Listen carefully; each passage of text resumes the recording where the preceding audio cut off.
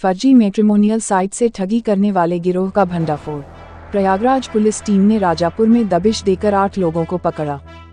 थाने लाकर पूछताछ शुरू की गई तो कई अहम खुलासे हुए। आरोपियों ने बताया कि वह रॉयल मेरी, पार्टनर प्रोफाइल व पवित्र रिश्ता नाम से फर्जी मैट्रिमोनियल साइट बनाकर ठगी करते हैं। इसके लिए वह नामी मैट्रिमोनियल साइट से नाम, पता, मोबाइल नंबर ले लेते हैं।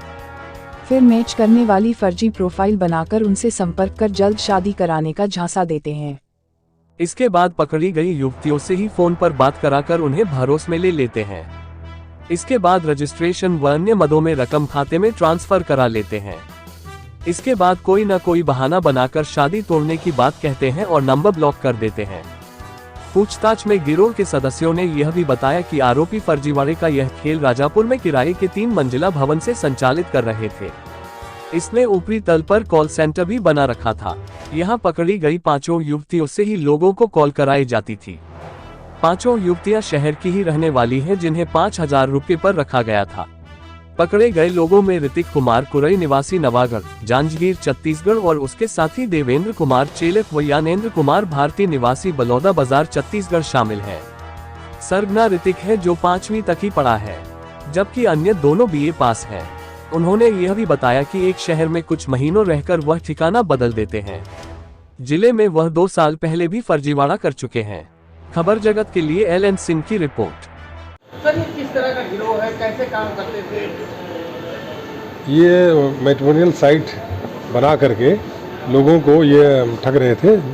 जो युवक अपनी शादी के लिए यहाँ रजिस्ट्रेशन कराते हैं, उनसे ये संबंधित किसी जिस महिला से लड़की से शादी करानी होती थी, उसका एक फर्जी आधार कार्ड बना करके उनको देते थे और उससे बात कराने के लिए उनसे रजिस्ट्रेशन के नाम पर पैसा जमा कराते थे।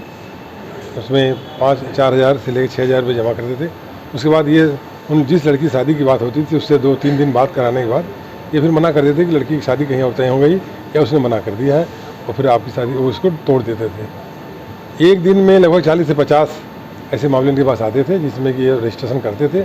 4 से 8,000 रुपये लेते हैं के बाद, और फर्जी आधार कार्ड और फोटो किसी लड़की के बेचते थे इनको, इससे आदमी को विश्वास हो जाता था और फिर वो उससे 2-3 दिन बाद इनके साथ जो लड़कियां पकड़ी गई हैं उनसे बात कराते थे और उन लड़कियों से फिर मना करा देते थे। ये प्रोसेस है इनका। शिकार तलाशते कैसे थे, जो लोगों का नंबर कैसे? ये दूसरी जो बड़ी वेबसाइट्स हैं मैट्रिमोनियल की, उनसे ये खुद ही अप्लाई करके वहाँ से डेटा लेते थे लड़कों का, और फिर उनसे संपर्क करते थे और उनसे अप्लाई कराते थे। साथ में जो है ये पूरा गैंग छत्तीसगढ़ से ऑपरेट हो रहा था। छत्तीसगढ़ के लड़के पकड़े भी गए हैं और यहाँ पर ये राजापुर कैंट में नए कॉल सेंटर चला रहे थे। कई शहरों में इस तरह बना रखा है इन्होंने, उस तरह हमारी टीमें काम कर रही हैं। जो महिलाएं हैं उनका रोल क्या था और गैंग में भी कितने लोग सर चिन्हित किए गए?